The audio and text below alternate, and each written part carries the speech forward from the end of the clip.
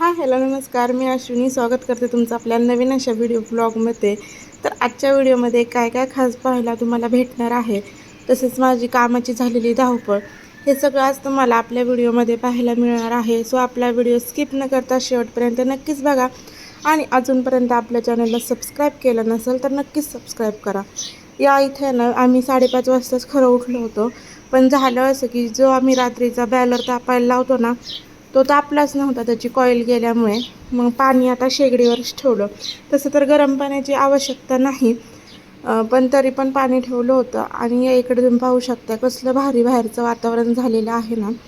तर आता मी जसं की तुम्हाला म्हटलं होतं, आपल्या व्हिडिओमध्ये तुम्हाला काय पाहायला मिळणार आहे. तर हे बघा, आमच्या रानामध्ये ना कांदे काढण्यासाठी गडी आले होते, म्हणजे माणसं आली होती. तर त्यांच्यासाठी स्वयंपाक द्यायचा होता. तर आदल्या रात्री ना आम्ही भात, बेसन आणि भाकरी असा स्वयंपाक त्यांना दिला, कारण की अचानक सांगितलं त्यांनी अगदी 1 तासात.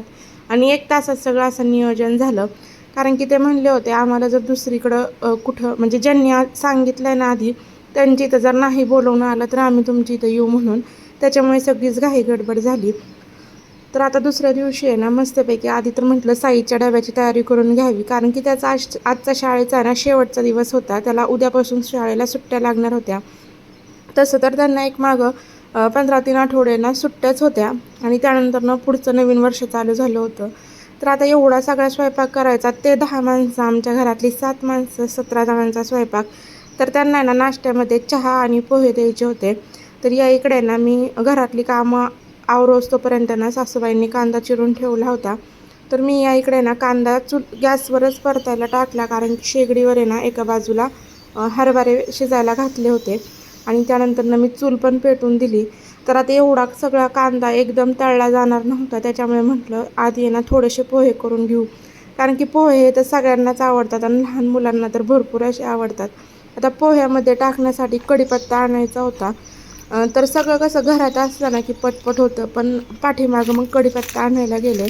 तर छान असा कढीपत्ता बघा, किती हिरवागार छान असा दिसत आहे. तो तोडून आणला.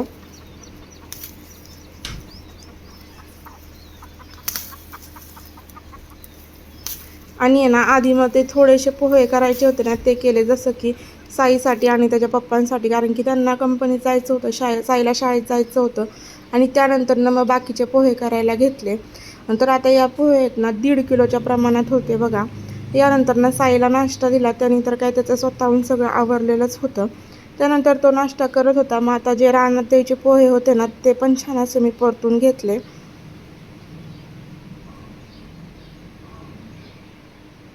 तसं म्हणायला गेलं तर मी पहिल्यांदाच एवढ्या क्वांटिटीमध्ये पोहे केले असतील, नाहीतर याच्या आधी कधीच नव्हते केले.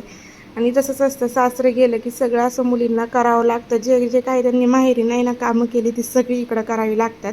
तर बघा आता एवढ्या डबा भरून पोहे तयार झालेले आहेत. बाहेर सासूबाईंचं चपात्या आणि भाकरी चुलीवर चालू होत्या, तोपर्यंत मी भाजीची तयारी करून घेतली.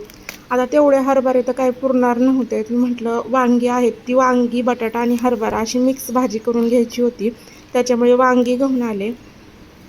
आता हरभरा तर शिजवलेलाच होता, आणि मग त्यामुळे म्हटलं वांगी पण थोडीशी वाफलून घ्यावीत. तशी तर ती उकळीमध्ये शिजली असती, पण नंतर आहे ना जास्त घाई होते. आणि मग गडी माणसांचं कसं असतं आपल्या घरातल्या, की पटपट आवरा, पण त्यांना काय माहिती की याच्या मागं काय काय करायला लागतं. तर आता या भाकरी करून घेत होत्या, तोपर्यंत मग शेंगा तर काय संपल्याच होत्या आणि त्या सोलायच्या माहिती नव्हतं. तसंच दळण पण संपलं होतं. तर सगळं आज एकदमच सगळा लोड आला होता, कारण की अचानक जर कोणतं काम करायचं म्हटलं ना की असं होतं. त्याची जर पूर्वतयारी असली तर काही वाटत नाही. तर या इकडे ना किचनवर प्रचंड असा राडा झाला होता. तर म्हटलं होऊ द्या, नंतर तो आपल्याला साफ करायचा आहे, पण पहिलं जे काही महत्त्वाचं काम आहे ना ते करून घेऊयात. तर या इकडे ना मी आलं, लसूण, खोबरं, कोथिंबीर, कांदा याचं छान असं वाटण करून घेतलं. आणि आता बघा मोठ्याच पातेल्यात भाजी करायची होती, त्याच्यामुळे त्याच्यामध्ये सगळे जे काही मसाले आहेत ना, हळद, मीठ, ते टाकून घेतले.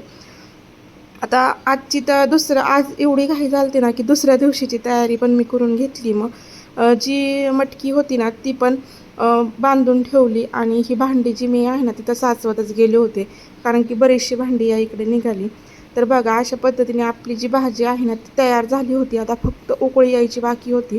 तर त्याला ना मी शेगडीवर नेऊन ठेवते. आता त्याला छान अशी उकळी आली की आपली भाजी तयार होईल. तोपर्यंत कृष्णाचं खाणं पिणं सगळं झालं होतं. त्याला झोपवायला घेतलं. तो तर काय झोपवायचं म्हटलं ना की त्याला धुणं धुता धुता 2-3 वेळा उठवून त्याला झोपवावं लागतं, कारण की तो एवढा गाढ असा झोपत नाही. तर या इकडे ना त्यांना देण्यासाठी 16 भाकरी, भात आणि आमच्या घरातल्यांसाठी तशा पण होईना आम्हाला 9 भाकरी तर लागतातच जर चपात्या नसतील तर. तर या इकडे ना आमच्यासाठी 4-5च भाकरी केल्या होत्या, कारण की चपात्या भरपूर होत्या. आता मी हे जे सगळं आहे ना ते डब्यात भरून घेतलं, कारण की असं तर रानात नेणं शक्य नव्हतं. त्यानंतर ना सगळ्यात पहिलं तर मी आहे ना किचन ओटा आवरून घेतला, कारण की किचन जर स्वच्छ असलं तरच मला काम सुचतं. आता बघा, खाली तर भरपूर असा पसारा झाला आहे, बाहेर पण भरपूर असं काम आहे, जसं की धुणं भांडी, आणि टाईम पण तेवढाच झाला होता. 11:30 वाजत आले होते. यामध्ये कृष्णा तर 2दा उठला. मग त्याला झोपवलं, घरातलं सगळं झाडून फरशा वगैरे घेतल्या आणि मगच बाहेरच्या कामांना सुरुवात केली.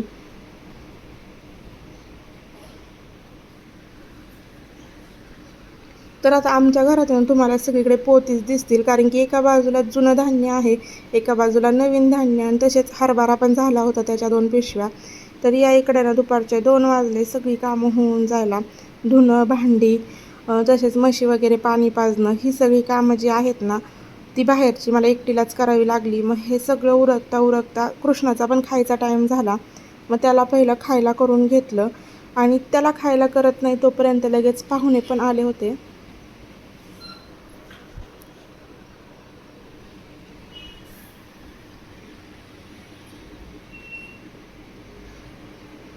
तर माझं काम उरकेपर्यंत ना सासूबाईंनी थोड्याशा शेंगा फोडून घेतल्या, कारण की शेंगदाणे संपले होते. तर या इकडे बघा, पाहुणे आले तर कृष्णा त्यांच्यासमोर जायला तयारच नव्हता. आता म्हणलं कृष्णाचा खाऊ तर काय गार होतोय, तोपर्यंत म्हणलं यांच्यासाठी ना सरबत करावा. तर या इकडे ना मी सरबतच करायला घेतला होता.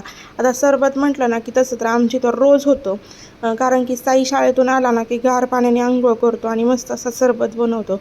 आता त्याला आहे ना एकट्याला सरबत बनवायला येतो. उन्हाळाच तेवढा आहे की लहान मुलं आहेत ना, अगदी म्हणजे आपणच मोठे वैतागतो उन्हाने, तर लहान मुलं का नाही वैतागणार. मला म्हटलं मम्मी तू कृष्णाला चार, मी तोपर्यंत ना सरबत करतो. तर या इकडे बघा, तो छान असा सरबत जो आहे ना तो हलवत होता, साखर विरघळून घेत होता. तर आता पाहुण्यांना सरबत द्यायच्या आधी साईनेच तो सरबत थोडासा पिऊन बघितला, आणि मग त्यानंतरनं पण पाहुण्यांना दिला होता. आणि कृष्णाच्या तर काय खटपट्या आहेत ना, दिवसभर चालू राहतात. आता त्याला आहे ना नवीन नवीन काहीतरी शिकतो तो, तर तो सोप्यावर पण चढायला शिकतो, आणि असं चालत चालत होतं, तर इतकं असं लक्ष आहे ना त्याच्यावर ठेवायला लागते.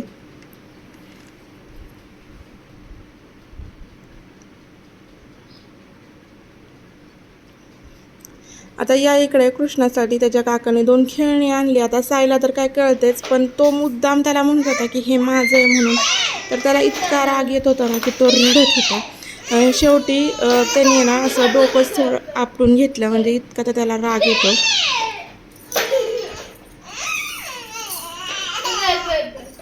तर बघा, अख्खा दिवस आहे ना असाच यांच्यामध्ये जातो. काम, पोरं आणि बाकीचे पाहुणे रावळे हे तर येतच असतात. तर चला, ह्यांची भांडणं तर आता होतच, म्हणजे भांडणं तर काय दिवसभर चालू राहतील.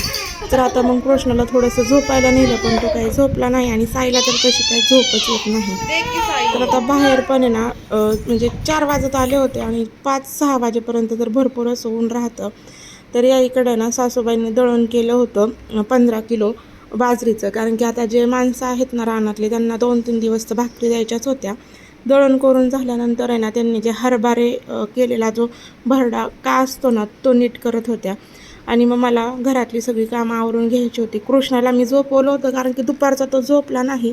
मला ज्यावेळेस थोडंसं म्हटलं ना झोपावं, त्यावेळेस तो काही झोपत नाही. मग या इकडे ना मी त्याला झोपवलं 5 वाजता, आणि त्यानंतरनं सगळी कामं करून घेतली. आता ही जी कामं करता करतात ना परत पाहुणे आले, मग जे आपलं रोजचं काम आहे ते तर जागेवरच राहिलं. आता परत पाहुण्यांसाठी चहा ठेवला. तसा तर हा आमचा आहे ना रोजचा चहाचाच टाईम आहे, पण त्याला निमित्त झालं ते की पाहुणे आले. तर चला, आता पाहुण्यांना पण चहा देते आणि मग बाकीची कामं करते.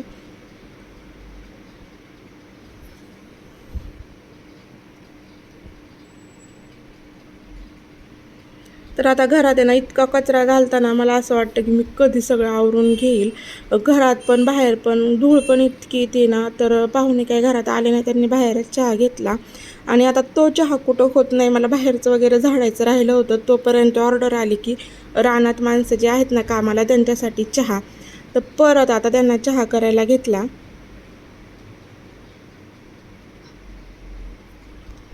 आता त्यांना तर चहा आहे ना किटलीतच गाळून द्यायचा होता, कारण की मग तांब्यात वगैरे असं नेता नसतं आलं, कारण की रान आहे ना घरापासून भरपूर असं लांब आहे. मग किटलीत त्यांचा व्यवस्थित असा चहा गाळून दिला आणि लगेच आहे ना संध्याकाळच्या स्वयंपाकाची तयारी करून घेतली. लवकरच स्वयंपाक करायचा होता, कारण की जास्त माणसांचा स्वयंपाक असल्यावर कसं की घाई गडबड नंतरनं भरपूर होते. लहान मुलं जर घरी असली ना तर काय विचारायलाच नको, त्यांच्याकडे बघावं की काम करावं. आणि आमच्या पोरांना अशी सवय ना की घरात अजिबात करमत नाही, त्यांना बाहेर फिरायला लागतं. आणि बाहेर जायचं म्हटलं ना की त्यांच्यावर एक माणूस लक्ष ठेवायला हा लागतोच. तर या इकडे ना सायला सुट्ट्या लागल्यामुळे तर त्याची तर मज्जा मस्ती चालू होती आणि कृष्णाची झोप झाली होती. आता बाहेरचं सगळं अंगण आहे ना मी स्वच्छ करून घेतलं आणि स्वयंपाकाच्या तयारीला लागले. तसं तर आहे ना रानातले जे माणसं होते ना त्यांना भाजी द्यायची नव्हती, त्यांना मटण घेऊन दिलं तर ते त्यांचं मटण रानातच करणार होते, पण आमच्यासाठी अंडी करून घेतली. आता आहे ना कसं होतं, जेवायला तर आम्ही दोघीच होतो, पण मला वाटलं की सगळे जेवणार आहेत म्हणून सगळ्यांसाठीच अंड्याची भाजी केली. एकीकडे आम्हाला भात केला, दुसरीकडे त्या राणा देण्यासाठी त्यांना भात करून घेतला. आणि चुलीवर बघा बाहेर भाकरी चालू होत्या, कारण की भाकरीला मी बसायचं म्हटलं ना की ते जमत नाही. कृष्णाला तोच टाईम असतो खायला घालायचा आणि त्यानंतरनं भाकरी करायला 1-1.5 तास तर जातोच. आता एवढा सगळा स्वयंपाक म्हटल्यावर भांडी तर भरपूर अशी पडणारच ना. तर बघा आजचा असा व्हिडिओ होता. आवडला असल्यास नक्कीच लाईक, शेअर आणि सबस्क्राईब करा.